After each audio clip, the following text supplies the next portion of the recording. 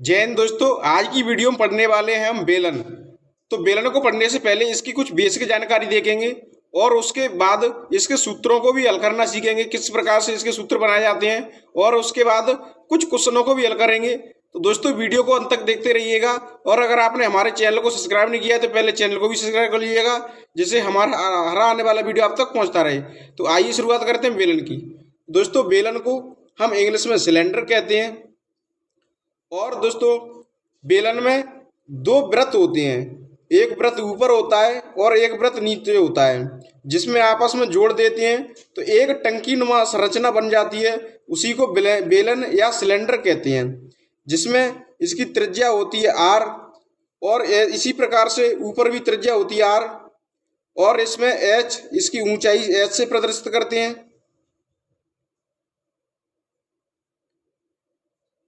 तो इसकी ऊंचाई को एच से प्रदर्शित करते हैं। और इसमें दो वृत्तनुमा संरचना जुड़ी होती हैं, एक ऊपर एक नीचे, जिसमें ये गोल आकृति की, इसमें आपस में जोड़ने पर एच ऊंचाई की आकृति होती है।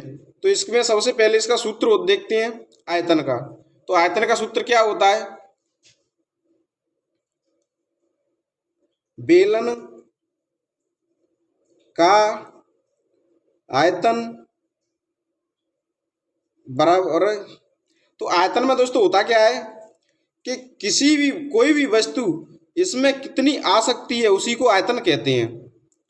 तो जैसे अगर आयतन को हम कैसे निकालेंगे, तो सबसे पहले हम क्या करेंगे, इस वृत्त का क्षेत्रफल निकालेंगे और वृत्त के क्षेत्रफल में ऊंचाई से गुणा कर देंगे। तो कोई भी वस्तु इसमें कितनी भरी जा सकती है या आ सकती है, वो इसका मान निकल आएगा। तो आयतन बराबर वृत्त का सूत्र का होता है क्षेत्रफल का, तो पाई आर स्क्वायर, और एच से इसमें गुणा कर देंगे तो ये हमारा क्या निकल आएगा, आयतन। तो वृत्त का क्षेत्रफल होता है पाई आर स्क्वायर।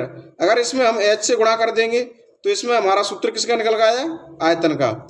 इसी प्रकार से हम इसके अगले सूत्र को देखेंगे। तो हमारा अगला सूत्र आता है वक्र पृष्ठ का क्षेत्रफल। वक्र पृष्ठ का क्षेत्रफल। तो वक्र पृष्ठ के क्षेत्रफल बराबर, तो दोस्तों वक्र पृष्ठ में ऊपर की सतह और नीचे की सतह का क्षेत्रफल इसमें शामिल नहीं करते हैं। इसमें वक्र का मतलब होता है मुड़ा हुआ, तो जो मुड़ी हुई आकृति होती है, जो गोल आकृति में, इसमें इस क्षेत्रफल को हम शामिल करते हैं कि इसकी लंबाई चौड़ाई कितनी है। इसमें ऊपर के क्षेत्रफल को और नीचे के क्षेत्रफल को शामिल नहीं करते हैं। तो आइए देखते हैं वक्र पृष्ठ का क्षेत्रफल क्या होता है। तो इसमें क्या करेंगे, वृत्त की परिधि लेंगे, क्योंकि एक वृत्त ऊपर दिया गया है, एक ऊपर वृत्त नीचे ऊपर दिया गया है। इसमें वृत्त की परिधि क्या होती है, 2 पाई आर। इसी प्रकार से हमने आयतन में गुणा किया है एच से, इसी प्रकार से वृत्त की परिधि में एच से गुणा कर देंगे तो हमारा क्या निकल आएगा, वक्र पृष्ठ का क्षेत्रफल। तो वक्र पृष्ठ वृत्त की परिधि क्या होती है, 2 पाई आर, 2 पाई आर, और हम इसमें एच से गुणा कर दें तो हमारा क्या निकल आएगा, वक्र पृष्ठ का क्षेत्रफल। तो हमारा सूत्र क्या बन गया, वक्र पृष्ठ का क्षेत्रफल बराबर 2 पाई आर एच। इसी प्रकार से हम अगले सूत्र को भी देखेंगे। इसके संपूर्ण पृष्ठ का क्षेत्रफल क्या होता है, तो संपूर्ण पृष्ठ का क्षेत्रफल बराबर, तो दोस्तों वक्र पृष्ठ का क्षेत्रफल कितना होता है, 2 पाई आर एच। तो यहाँ पर 2 पाई आर एच, क्योंकि ये मुड़ी हुई आकृति का क्षेत्रफल हमने लिख लिया है। अब इसमें कौन सा क्षेत्रफल शामिल कर देंगे, ऊपर वाली सतह और नीचे वाली सतह। तो वृत्त का क्षेत्रफल कितना होता है, पाई आर स्क्वायर, और इसमें पाई आर स्क्वायर इसका हो गया और पाई आर स्क्वायर इसका हो गया। तो कितना पाई आर स्क्वायर गया, 2 pi R square, 2 pi R square हो गया। अब क्या करेंगे, इसमें से 2 कॉमन आ रहा है, पाई कॉमन आ रहा है, और क्या कॉमन आ रहा है, आर। तो इसमें से 2 पाई आर कॉमन निकाल लेंगे और क्वेश्चन में क्या बचा, एच प्लस आर, क्योंकि यहाँ पर 2 आर है तो एक आर कॉमन आ गई, तो हमारी आर कितनी बची है, 1। तो ये हमारा सूत्र किसका निकल कराया है, संपूर्ण पृष्ठ का क्षेत्रफल। तो आइए शुरुआत करते हैं हम क्वेश्चनों की।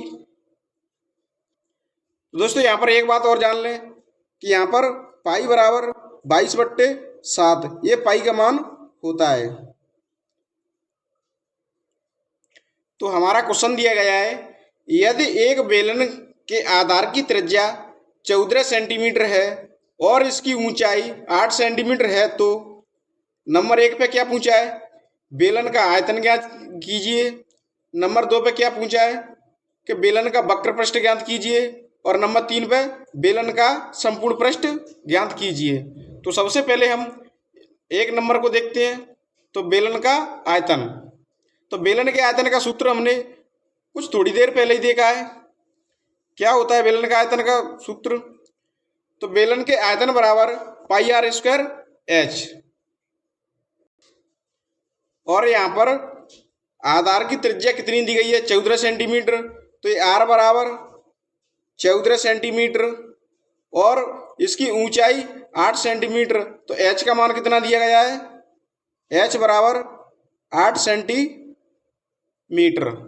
तो सबसे पहले 1 नंबर को हल करते हैं हम।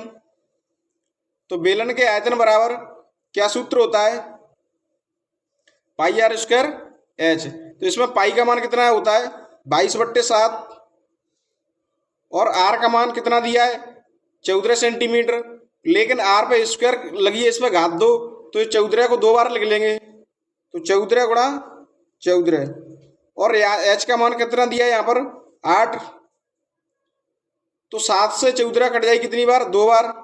अब इन संख्याओं के आपस में गुणा कर देंगे। तो हमारी संख्या कितनी बची है 22 गुणा 2 गुणा 14 गुणा 8। तो 22 से 2 में करेंगे तो 22 दूनी 44। इसी प्रकार से 14 से 8 से करेंगे तो 14 अट्टे 112।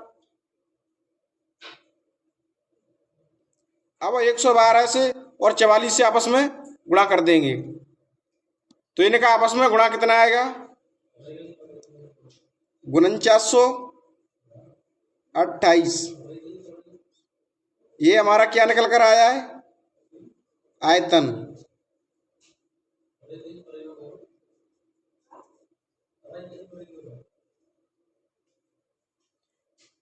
अब देखते हैं हमारे 2 नंबर पे क्या दिया है, बेलन का वक्र पृष्ठ ज्ञात कीजिए। तो बेलन के वक्र पृष्ठ का सूत्र क्या होता है,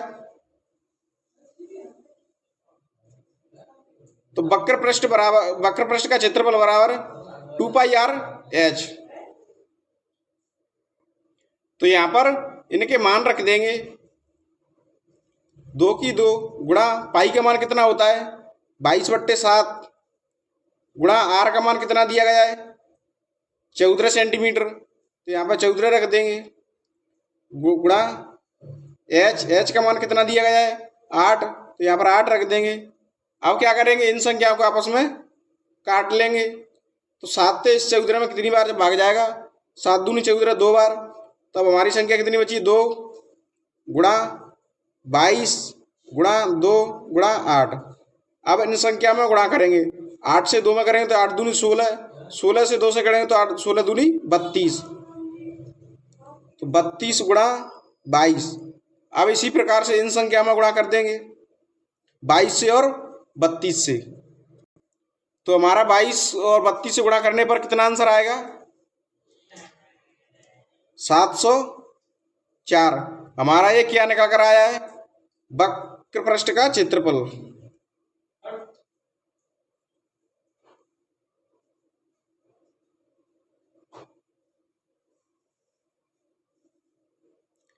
सेंटीमीटर स्क्वायर। अब देखते हैं 3 नंबर पर क्या पूछा है।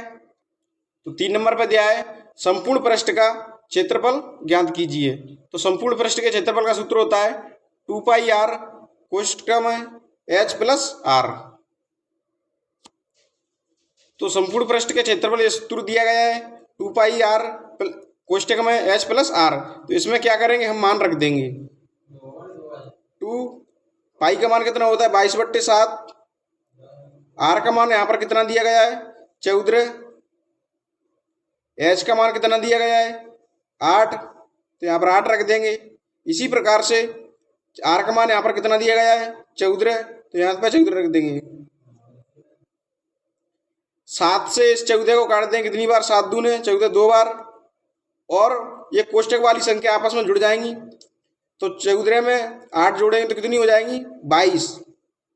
तो यहाँ पर कितनी बची है? 2 इंटू 22 इंटू 2, और यहाँ पर कोष्टक लगाए तो कोष्टक का मतलब है गुणा ही होता है, तो गुणा में कितना लिख देंगे?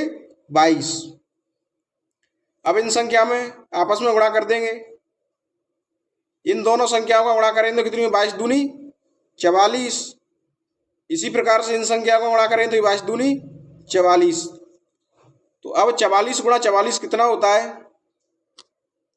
तो 1936 सेंटीमीटर स्क्वायर। तो हमारा क्या निकल कर आया है? संपूर्ण पृष्ठ का क्षेत्रफल।